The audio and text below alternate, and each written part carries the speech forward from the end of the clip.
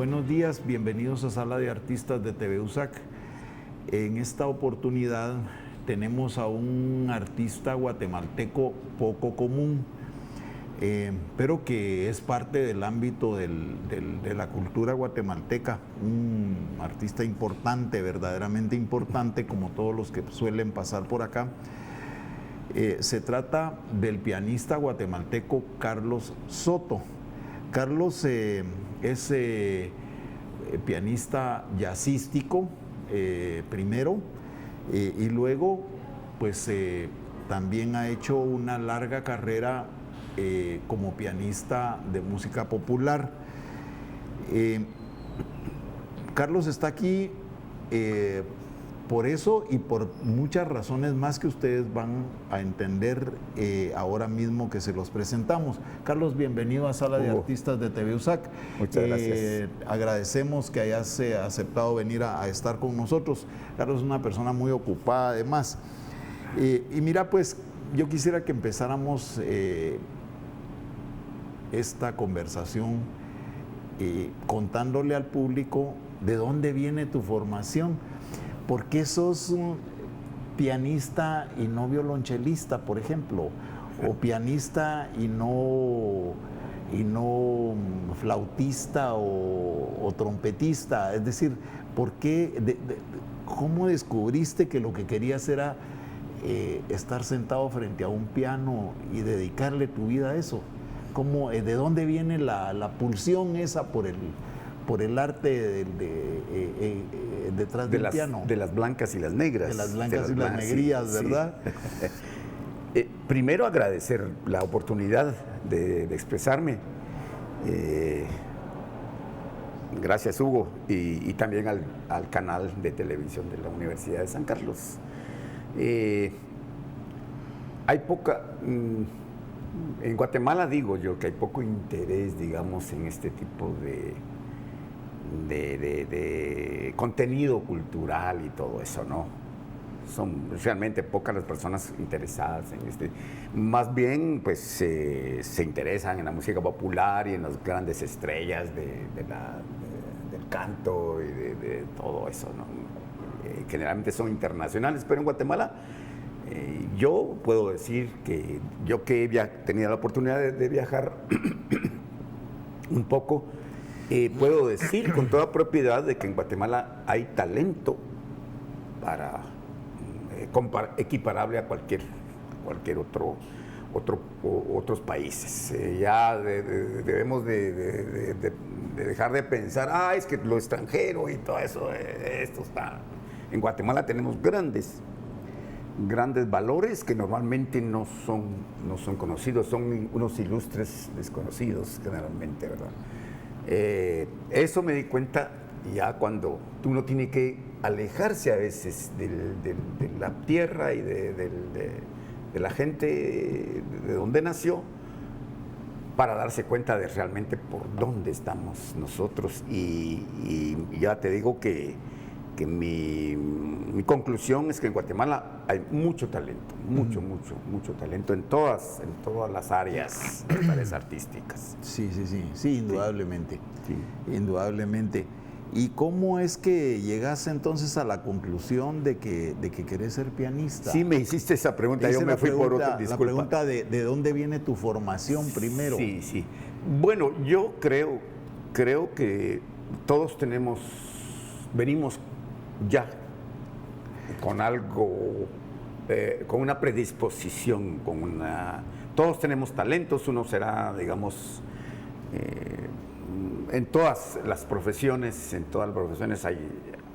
yo creo que hay una predisposición que traemos ya para eso. Entonces, solo es descubrirla. Uh-huh. Lo primero que tenemos que hacer es descubrir, creo yo, nuestra vocación, lo que traemos. Entonces, al descubrirse, por ejemplo, yo no tuve la suerte de nacer en un lugar adecuado, porque eso también es importante, digamos.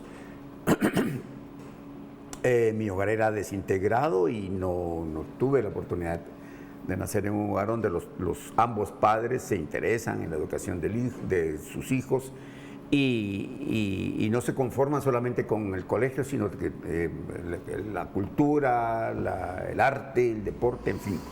Y entonces por eso fue un autodescubrimiento, digamos. No, nadie me dijo, mira, anda aquí, allá, o vos esto, vos...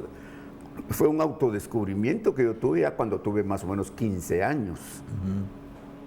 Ahí tomé la conclusión. Yo ya, pues, entendí, o digamos, ya me di cuenta que la música me gustaba mucho. Y entonces fue cuando yo caminaba del Colegio Don Bosco, a veces porque no había ni a veces para la camioneta, de los 5 centavos de la camioneta, y me caminaba con un amigo, nos caminábamos del Colegio Don Bosco al Conservatorio Nacional. Ah, ¿estuviste en el conservatorio? Sí, y ahí pues fue mi primer contacto ya con la música, pues podemos decir ya más profesional. Empecé a estudiar un solfeo, en fin.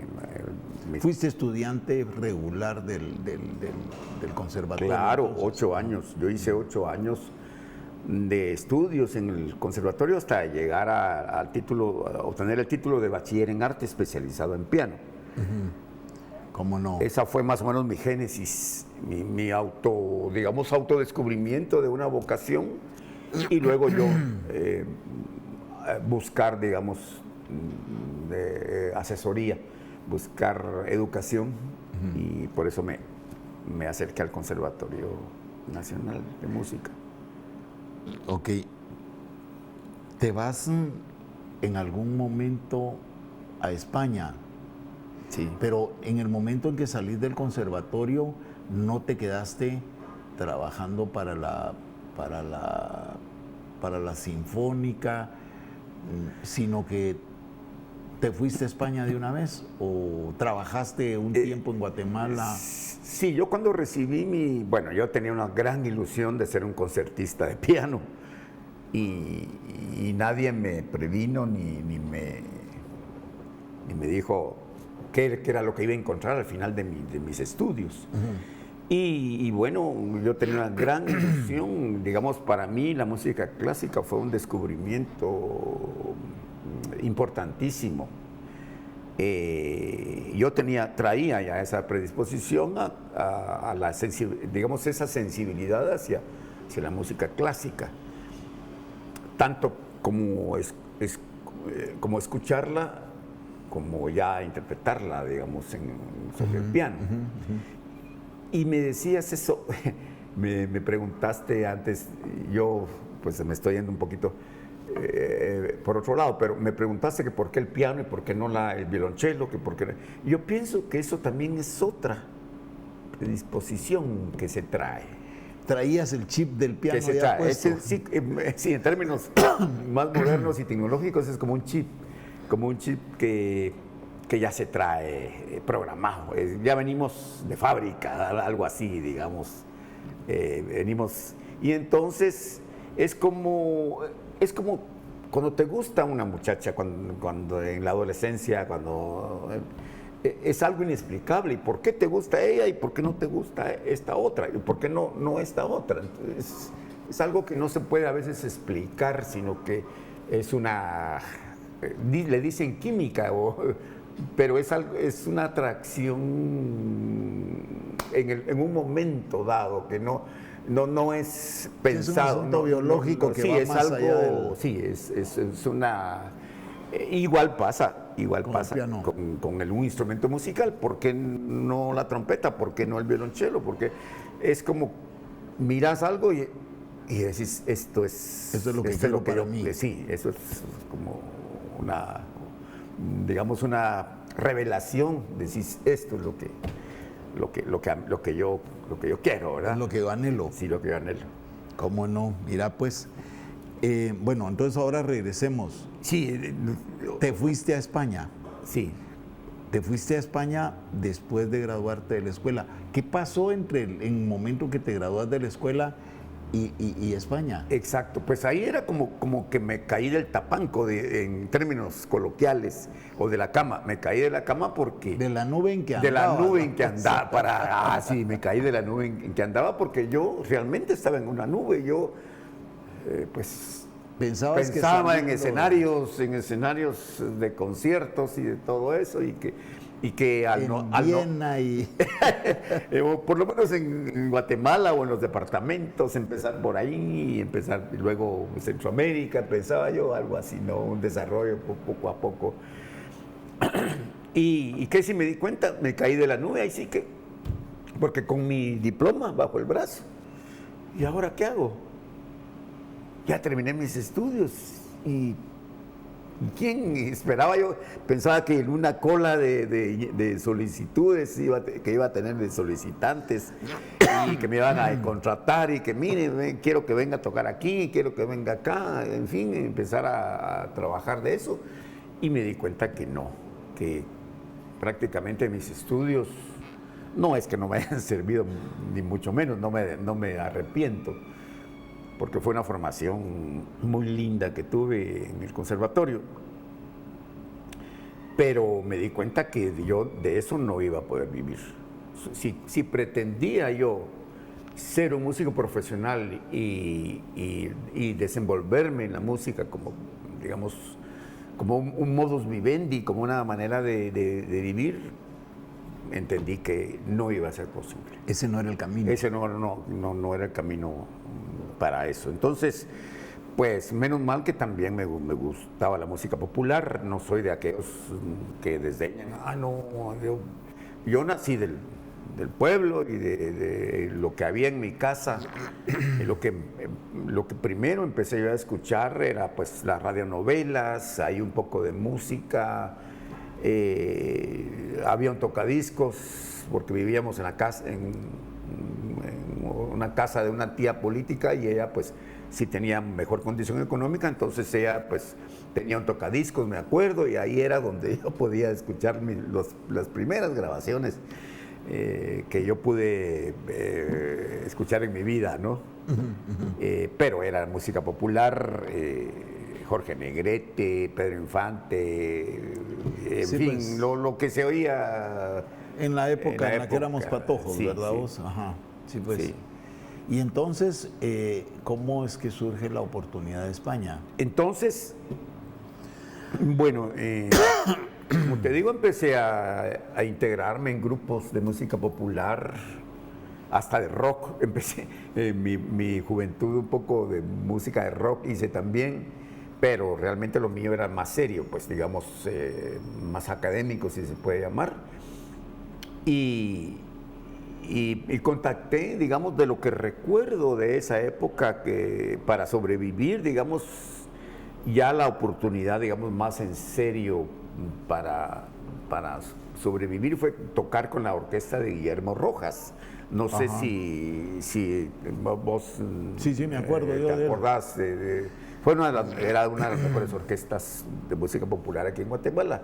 Y ahí fue donde yo ya empecé a integrarme, digamos, ya a la vida artística guatemalteca.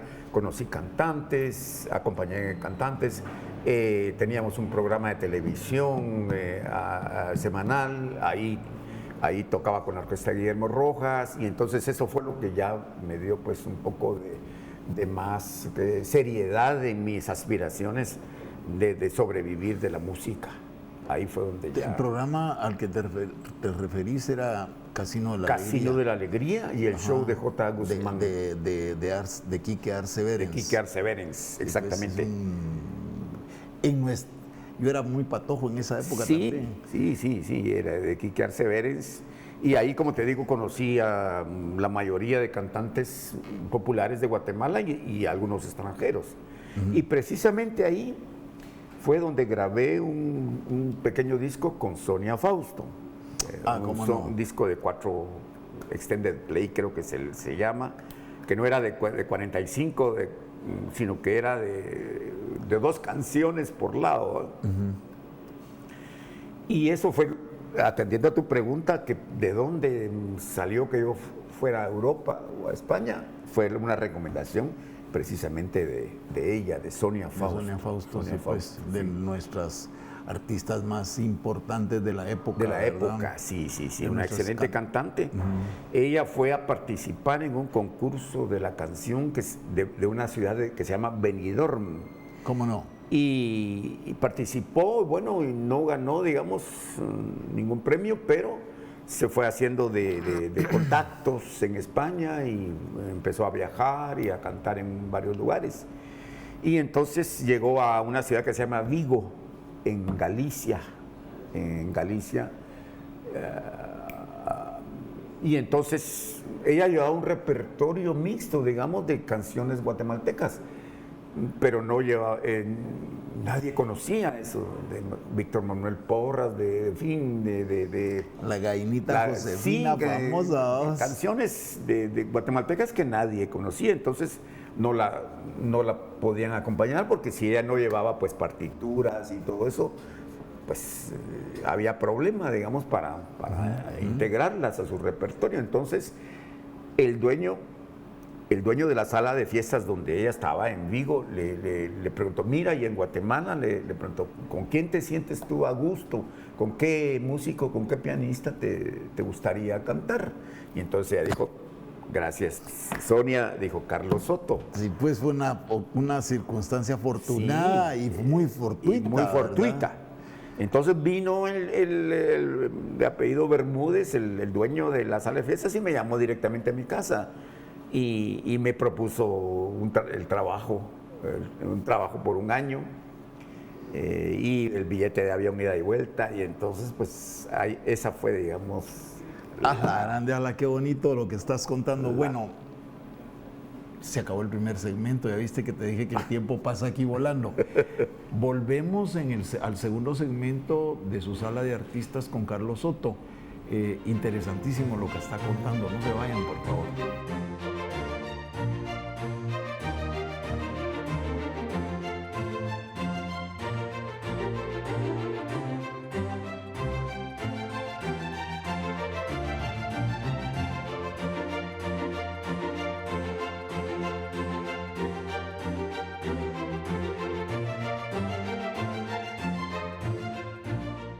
De vuelta en su sala de artistas de TVUSAC de la Tricentenaria Universidad de San Carlos con el pianista Carlos Soto.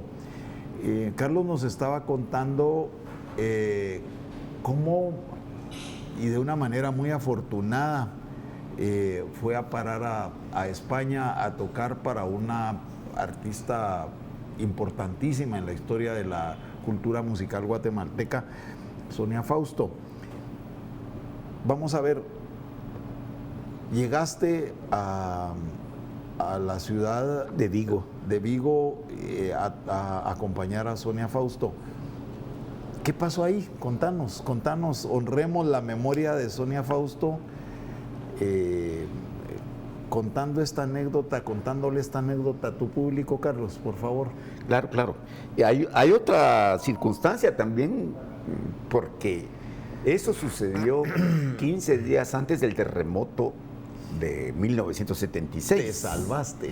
Y sí, yo 15 días, o sea, fue, digo yo, porque el terremoto fue el 4 de febrero, si no estoy muy mal. Sí. Entonces yo, digamos, llegaría a España más o menos a mediados de enero. De enero del 76. Ajá. Y bueno, pues, ¿qué te digo? Te cuento que me costó subir los peldaños de la escalera del avión. ¿Por qué? Porque uno tiene aquí su zona de confort. Mi zona de confort estaba aquí y me asaltaban muchas preguntas. ¿Cómo será aquello? ¿Qué voy a encontrar? ¿Me voy a alejar de mi hogar, de mi familia, de mi madre? Y te cuento que casi en el tercer escalón de ahí, tuve algo que te una duda, como que yo dije, ¿qué voy a hacer allá? Mejor me regreso. Y los que venían detrás, dije, ¿qué pasaría? Pero yo era algo muy personal, muy interior que estaba viviendo. Haciéndote resistencia. Haciéndome resistencia, si sigo o me quedo, ¿verdad? Fue y bueno, dije, no, es como un diálogo entre dos personas, interno. No, hombre, es tu oportunidad, siempre quisiste salir de Guatemala y ahora tenés esa oportunidad. Dale, da el paso. ¿Verdad? Y total que así fue como llegué a Madrid. Después de Madrid ya cambié de avión, un avión de hélice ya mucho más pequeño, hacia Vigo. De Madrid a Vigo hay como unos 600 y pico de kilómetros por tierra, por carretera, así más o menos, para dar una idea de distancia. De distancia, sí. Y entonces pues llegué a Vigo y me encontré con sorpresas además, sorpresas muy agradables, además de Sonia Fausto y su esposo, porque él era mexicano. Encontré a otro músico guatemalteco que yo pues no conocía, pero que sí había oído hablar de él. ¿Sabías de él? Sí, que era el Fantasma Sandoval. No sé si, digamos, la gente de esa época pues lo recordará. El Fantasma Humberto Sandoval tocaba los saxofones, el saxofón alto, el tenor, incluso compuso y tocó con la Orquesta Sinfónica un concierto para 3 saxofones y orquesta. Sí, donde tocaba los tres saxofones, sí. Algunos lo consideran como el mejor jazzista que ha habido en Guatemala. Todavía hay algunas grabaciones por ahí antiguas donde él tocaba, ¿verdad? Y entonces para mí fue una gran sorpresa porque dije, aquí vengo a encontrar a un paisano y un paisano pues ya destacado, digamos, aquí en Guatemala, ¿verdad? Ya destacado. Y andaba por Europa, estuvo por Bélgica y después llegó y no te sé decir cómo llegó a ese lugar, cabal a ese lugar. Y para mí fue una gran sorpresa. Entonces ya había otro trompetista mexicano en la orquesta que yo iba a tocar.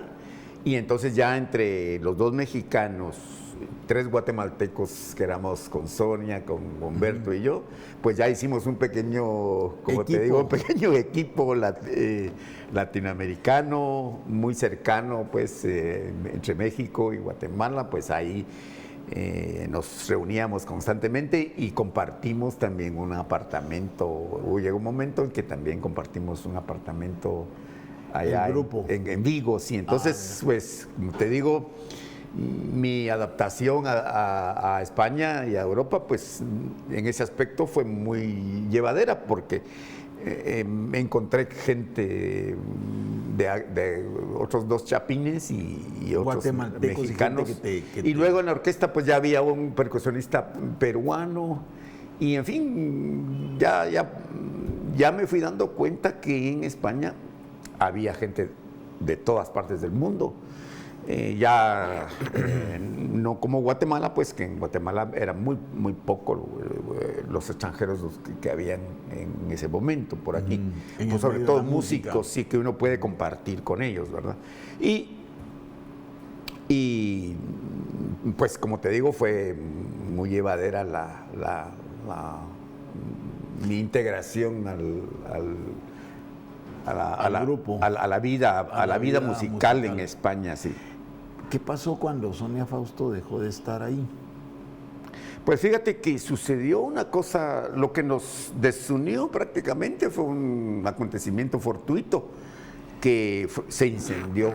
Nosotros tocábamos en una orquesta que se llamaba, una orquesta que tocábamos en una sala de fiestas, le llaman allá en España, El Jardín, así se llamaba. Y entonces resultó que pasados unos meses se incendió la sala. Entonces eso pues el dueño me dijo a mí que él seguía, digamos, seguía con la palabra empeñada de garantizarme un año de trabajo. Pero entonces ya no íbamos a tocar en la sala, sino que ya íbamos a tocar. Él nos propuso, pues si quieren hacemos una orquesta y vamos a tocar. Ellos le llaman galas, ellos le llaman pues le llaman fiestas. En Galicia hay muchas fiestas en verano y uno no para de tocar aquí, allá y todo eso, ¿no? Y él nos propuso pues cambiar la modalidad del trabajo, pero algunos pues no estuvieron de acuerdo. Y ahí fue donde pues mis compañeros se fueron a Madrid, Sonia se fue por su lado también, yo me quedé en Vigo. ¿Te quedaste trabajando con el señor Sí, porque ahí tenía yo mi seguridad laboral. Económica, sí, pues. Uno no puede decir, bueno, voy a probar suerte a otro lugar si no hay un trabajo, sí, pues, trabajo ya en perspectiva, pues. Claro, por supuesto. Entonces yo me quedé Te quedaste me quedé. Pero me convencieron, ellos querían que yo integrara al grupo, me lograron convencer y de que me fuera a Madrid, que ya ellos tenían un trabajo, y entonces ya con esa promesa viajé, pero resultó que era mentira, que ellos tenían ya el trabajo. Y entonces, pues resultó que ellos se regresaron a Vigo, y entonces yo dije, no, yo ya no voy a andar jugando así al escondite, y yo le voy a hacer valor, le voy a enfrentar solo en una ciudad que yo no conocía, ni mucho menos, y yo le voy a enfrentar lo que hay aquí en Madrid. Me quedé en Madrid. Es la época del final del gobierno de Franco, ¿verdad? Exactamente, sí. Sí, eso es una coyuntura que hay que, digamos, que hay que resaltar, porque Franco murió en noviembre del 1975 y yo llegué en enero de 1976. Entonces, sí, pues prácticamente es el final del gobierno. El final de la dictadura, sí, exactamente, de la dictadura franquista, y empezó lo que se llama el periodo de transición política hacia la democracia española, sí, pues, cuyos resultados se ven hasta ahora, ¿verdad? Sí, pues. Mira, ¿conseguiste trabajo en Madrid? Me costó mucho porque yo sin conocer a nadie y nadie me conocía a mí tampoco. Pasé días duros, difíciles, económicos, tuve que vender mi carro. Yo había dejado un carro aquí en Guatemala y entonces dije, pues lo único de valor que tengo es mi carro, voy a tratar de venderlo. Y me hicieron el favor de venderlo aquí. Y te mandaron la plata. Mandaron la plata, pero resultó que como en España y en Europa, pues la vida es mucho más cara, digamos 3 veces más cara. Entonces prácticamente no fue mucho la ayuda, pero por lo menos fui saliendo de mis gastos y de mis gastos básicos. Bueno, y que empezaste a tocar otra vez ahí y en algún club, en algún lugar. Sí, empecé a tocar con cubanos. Sí, había un bar donde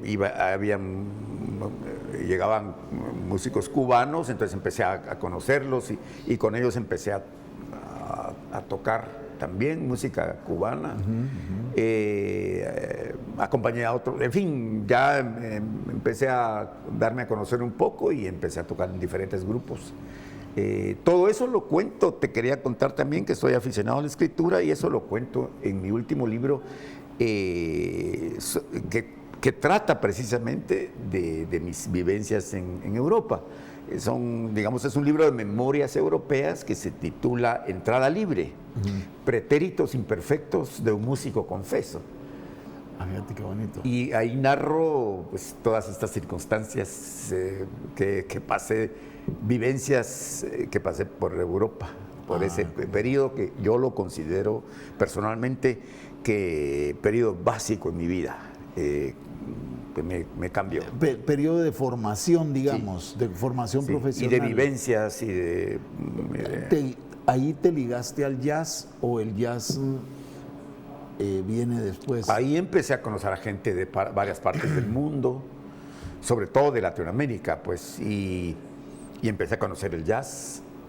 Ya había oído un poco aquí en Guatemala, un poco de jazz, porque Harold Blanchard fue uno de mis maestros. Aquí en Guatemala él vino, era un pianista excelente de Harold Blanchard, amigo de Bob Porter. ¿Cómo no? De Bob Porter. Ellos vinieron. Famoso Bob Porter. Sí, ¿verdad? ellos vinieron a Guatemala no como músicos propiamente, sino que como miembros de iglesias, digamos, en el caso de Bob Porter eran Bahá'í, creo yo, que la iglesia Bahá'í. De la India, Sí, algo así. de la fe bajaí. Sí, y Harold era testigo de Jehová. Y ellos vinieron y yo tuve la gran suerte de conocer a Harold y que me ayudó mucho pianísticamente hablando. Él tocaba jazz.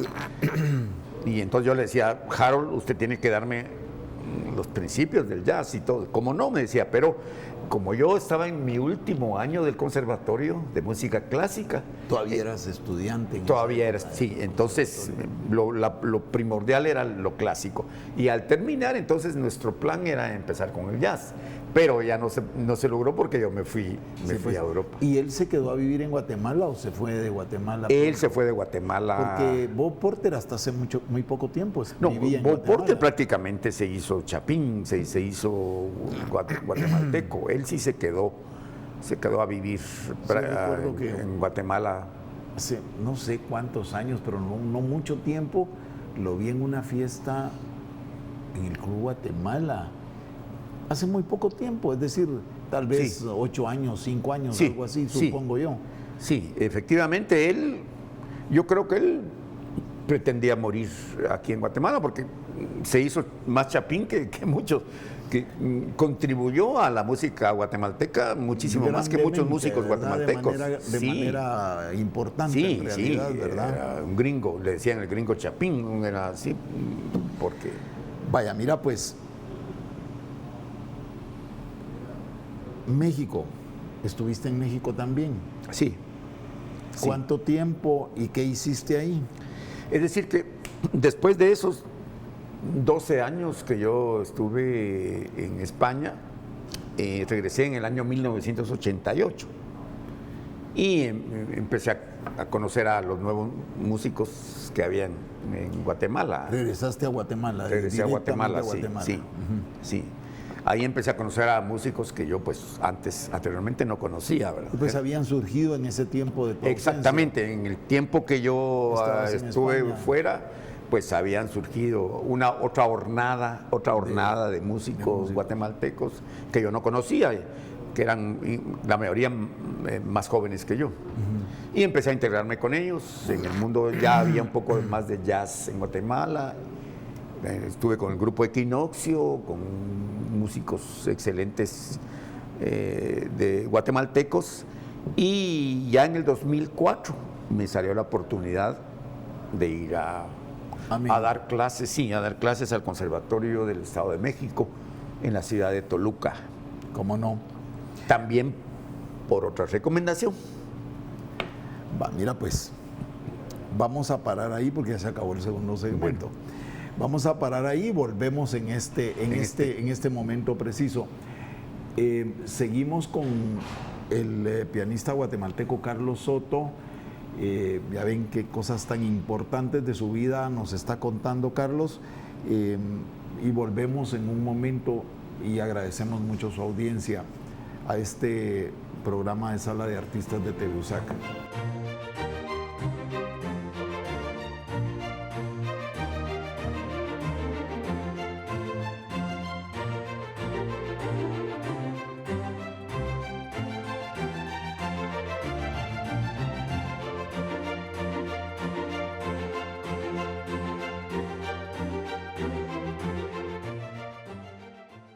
De regreso en Sala de Artistas de TV-USAC con el pianista guatemalteco Carlos Soto.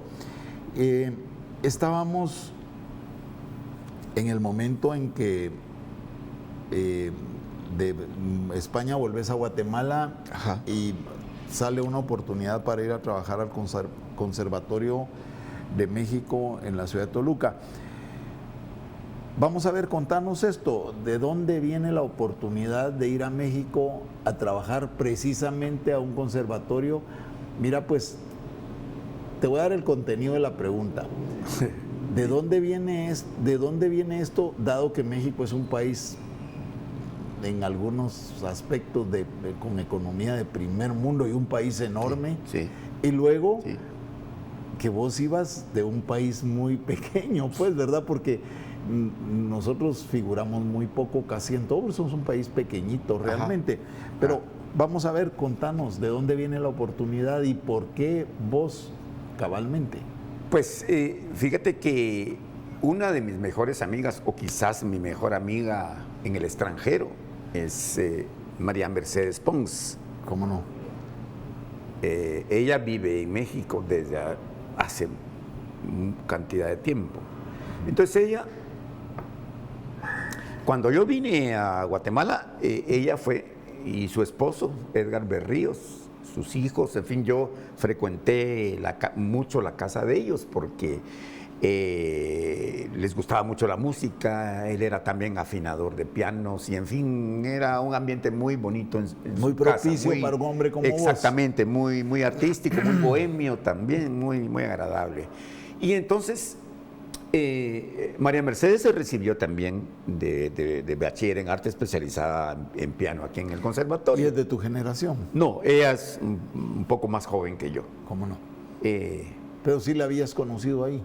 sí, entonces ella una vez me preguntó y con ella a veces lo platicamos y nos reímos un poco porque ella me preguntó, mira Carlitos, me dice, y fíjate que yo ya me recibí de bachiller en arte, pero yo quisiera aprender algo, o sea, algo más, tener contacto con maestros internacionales y todo eso. Y entonces yo le dije, mira María Mercedes, pues lo más cerca que tenemos nosotros aquí es México, porque México, como me dijiste hace poco, ya tiene muchas cosas de primer mundo. Sí. México tiene un ambiente musical enorme, enorme, y no solo en la música popular, sino en la música clásica, en el jazz, en lo que se te la ocurra. cultura, en la literatura, en la pintura. Grandes pintores, Carlos Mérida, por ejemplo.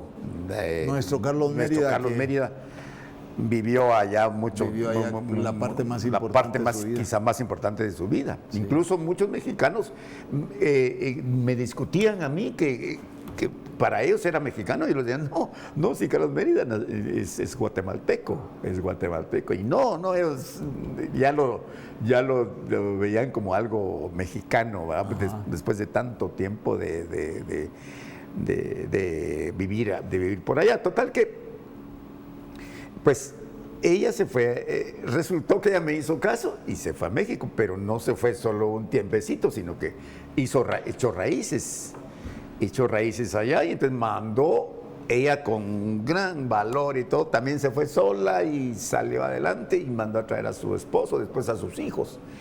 Total que hizo vida de México. Y entonces viene la circunstancia que me preguntas que por qué fui yo, por qué resulté yo yendo allá. Y fue por una recomendación de María Mercedes Pons, mi gran amiga. Ella me tenía en gran estima y cuando se enteró de que allá en el conservatorio iban a hacer una sección para jazz, entonces dijo, voy a recomendar a Carlitos. Y me recomendó y aceptaron su propuesta. Y de esa cuenta fue que yo resulté. Paraste. Vaya por Toluca, México. Circunstancialmente, ¿verdad? Circunstancialmente, así son las cosas, ¿verdad? De la vida. ¿Cuánto tiempo te quedaste ahí, Carlos? Me quedé dos años. 2 años me quedé, sí. Y ahí ese es el momento en el que te encontrás con Manzanero, ¿verdad? Exactamente, sí. Con Armando Manzanero. Sí, yo tenía ya un tiempo de dar clases ahí en el Conservatorio del Estado de México, pero no era suficiente. O sea, pagaban por hora y si comparas lo que pagaban en Guatemala a lo que pagaba en México, pues estaba mucho mejor Estaba pagado. bien pagado, pero también Pero un no poquito me más daban, caro. no me daban todas las horas que necesitabas. necesitaba. Entonces tenía que buscar otras cosas y empecé a relacionarme con músicos mexicanos y a compartir. Tocaba, me acuerdo, en un hotel de las afueras de Toluca los días miércoles.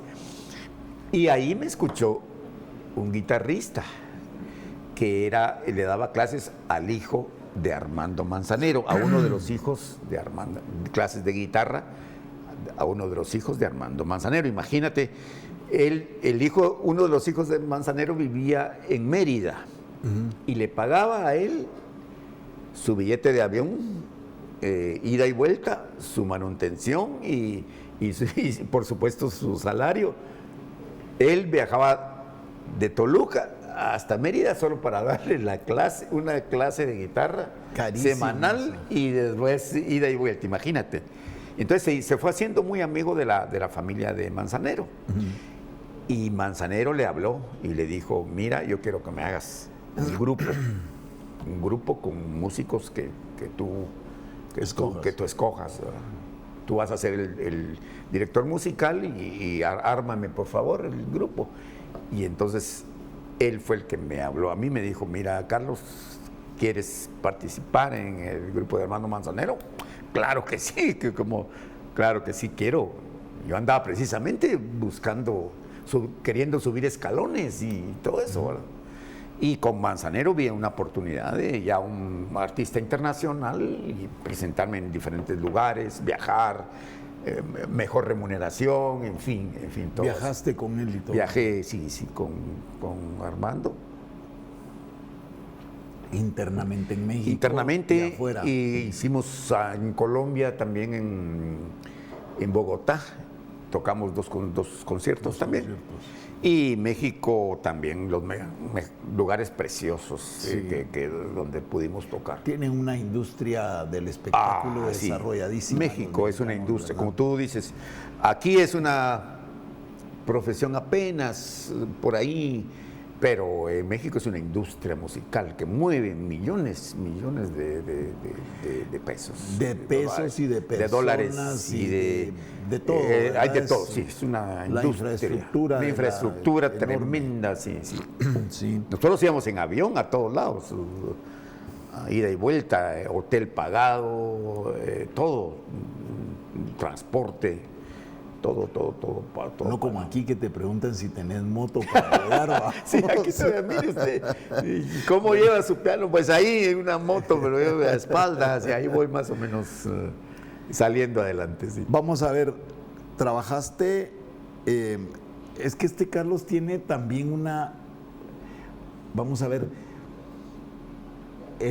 Digamos que su vida funciona, digo yo, por las cosas que está contando, a partir del principio de lo fortuito, a partir del principio de lo que, de cosas que han pasado a su alrededor, y pues él ha estado afortunadamente, hay casualidades afortunadas, en el momento ¿verdad? preciso y en el lugar Sí, adecuado. ha sido cabal ese hombre que estaba, bueno, cosas que le ha pasado a gente en este país también, pero no vamos a hablar de ellos, ¿verdad?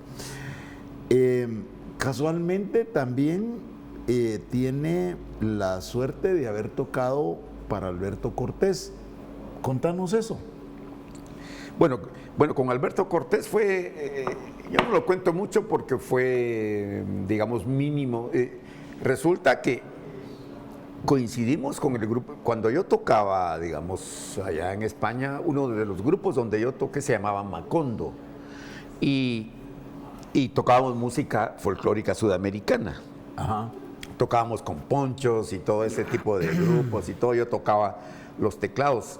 En ese grupo yo llegué a tocar hasta 7 instrumentos de teclado, ¿verdad? Tenía uno aquí, otro y tenía otros rodeado de teclados. No, porque ya no había para más. Ya no, sí, porque en ese tiempo pues no se podían enchufar los teclados entre sí, sino que uno aquí, otro aquí y no se podían conectar, digamos, los sonidos de tocarlos aquí ni viceversa, sino que este con su sonido, este con otro sonido y este. Entonces, total que en la época mirabas tecladistas, le llamaban tecladistas o teclistas que tenían rodeados de teclados por todos lados.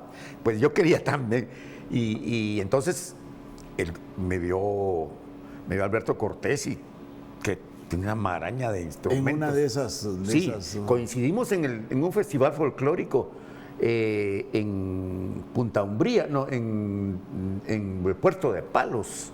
En el Puerto de Palos lo hacen porque Cristóbal Colón salió ahí en su segundo viaje para América. Entonces ahí hacen anualmente, no sé si todavía lo siguen haciendo, pero en ese tiempo era un festival folclórico de música de América, de toda Latinoamérica, ¿va? Y entonces ahí coincidimos con Alberto Cortés en la misma noche. Y entonces a Alberto Cortés le llamó la atención todos los teclados, era un pulpo. Era un pulpo tocando, ahí me faltaban dedos, ahí mis manos para tocar. Y entonces resultó que el pianista de él, un argentino, muy buen pianista, tenía que operarse, tenía que operarse. Y entonces me preguntaron si yo quería sustituirlo por un poco de tiempo, de un par de meses, en lo que ya... O sea que sí tuviste relación, no fue que te llamaron para tocar en un concierto. No fue. Entonces yo pregunté, bueno, ¿hay partituras? Sí, todos muy bien organizados, todos muy bien. ¿Hay partituras? Sí, como no, y me mandaron las partituras y así fue como logré, digamos, una sustitución al pianista de Alberto Cortés. Pero fue otro, digamos, de los artistas. Alberto Cortés era uno de los grandes, digamos, artistas en ese tiempo en España. Yo creo que hasta se hizo español, tuvo la nacionalidad española y él estaba considerado pues uno de los grandes artistas populares en España, cantantes populares en España. En España, así es que... Contenido poético, él era un poeta realmente también, Es la misma generación de Serrat, ¿verdad? Son como una, como dijiste hace un rato, la misma hornada, ¿verdad? Sí, y él empezó cantando versos de poetas españoles de la generación del 98, de Manuel o Antonio Machado. Antonio Machado, un poeta, sí. Pues sí, ¿verdad? Entonces... Él musicalizó varios poemas de Antonio Machado. Sí, fue grande realmente, pues, ¿verdad? Nosotros conocimos antes a Serrat en Guatemala, porque aquí todo viene tarde, ¿verdad vos? Pero después uno se dio cuenta que pues sí, efectivamente, Cortés era tan grande como Serrat. Exacto, ¿verdad? sí, Cortés era un equivalente latinoamericano, ¿verdad? De ese tipo de música, basado mucho en el mensaje y en la poesía y en la música, ¿verdad? Y que cantaron poemas de poesía de autores importantes de la cultura española, ¿verdad? ¿Con qué otro artista de ese nivel o artista medianamente conocido tocaste, Carlitos? Bueno, los más conocidos fueron ellos. Bueno, aquí en Guatemala acompañé a Leo Dan la primera vez que vino antes de irme yo a España, por supuesto, a Leo Dan, la primera vez que vino en el año 72. Leo Dan, que se sigue oyendo todavía. Y todavía se sigue oyendo. Creo que está vivo todavía y anda cantando todavía, ya viejito, ¿no? Esa vez fue la primera vez que vino a Guatemala, como en el 72 creo que vino él. Y bueno, aquí acompañaban muchos cantantes, Gaby Moreno, que está muy de moda hoy cabalmente. Gaby Moreno, ¿verdad? En su momento, Gaby, ¿verdad? Y la mayoría de cantantes guatemaltecos, ¿verdad? Estuve en el Festival de la OTI del 91 en Acapulco, acompañé a Sergio Iván, un cantante que ya nos dejó también.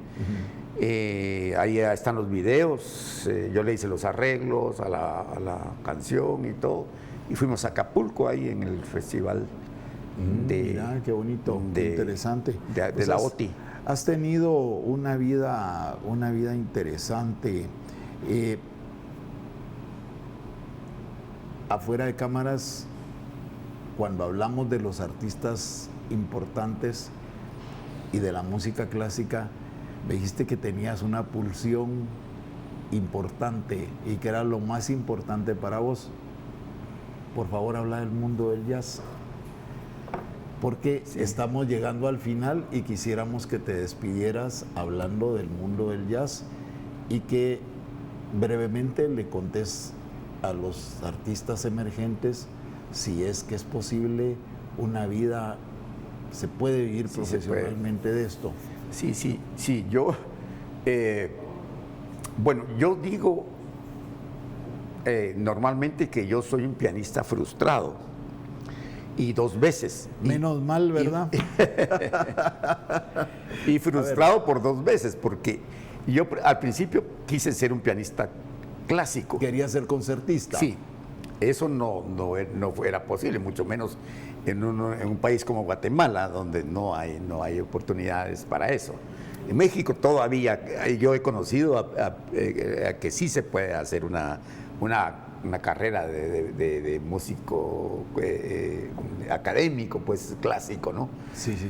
Aquí no, en Guatemala no. Y después entonces dije yo, bueno, si no es con lo clásico, el jazz me atrajo mucho, porque el jazz está considerado como la música clásica de la raza negra.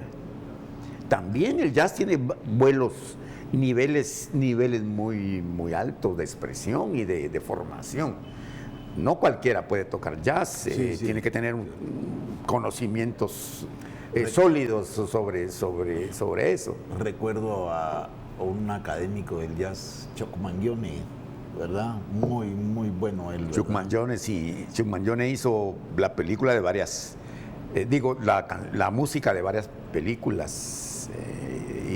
Y con la Big Band de Lester Godínez hemos tocado algunos temas de él. Bueno, y que de alguna manera la base del jazz llegó a la música clásica con la Rapsodia en Azul. Exactamente. Y también con la consagración de la primavera de Stravinsky. George ¿verdad? Gershwin, sí. George Gershwin fue el primero, digamos, que en Estados Unidos mezcló la música clásica con el jazz. Hay una historia linda de Gershwin. Nos vamos a robar un par de minutos más para terminar con esto. En la que un niño va sobre sus patines. ¿Te acordás de los patines de nuestra época, que eran totalmente metálicos? Sí. En Nueva York, sobre sus patines, y escucha una música a lo lejos y va en sus patines y llega a la puerta de donde está saliendo como el cuerno de la abundancia, el chorro de música. Y ese es George Gershwin, que escucha por primera vez el jazz y que lo llevó al Olimpo de la música clásica realmente. Sí. ¿Verdad?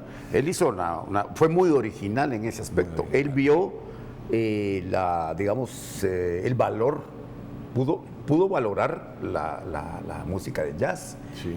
A tal punto que la mezcló con la música clásica. Y luego que digamos que en la misma... Sí. En la música clásica, para el ballet de la consagración de la primavera, Stravinsky compone también basado en la estructura del jazz. La música de la consagración de la primavera es importantísimo. Sí, desde el punto de vista rítmico, rompió completamente. Es, digamos que un punto de inflexión en la música clásica, ese momento cabalmente. Carlos, estoy muy agradecido porque hayas estado aquí hoy. Al contrario, yo también. La conversación ha sido no solo amena, sino profunda. te deseamos lo mejor. Por favor, despedite de tu público, porque el programa llegó al final, lamentablemente. Pues esperando que lo que hablamos aquí haya sido de interés para la gente, para todo el público. Y me preguntabas que si yo creía, o sea, qué consejo le pudiera dar yo a un joven que se está iniciando en la música o en el jazz. Pues, primero, que siga su vocación.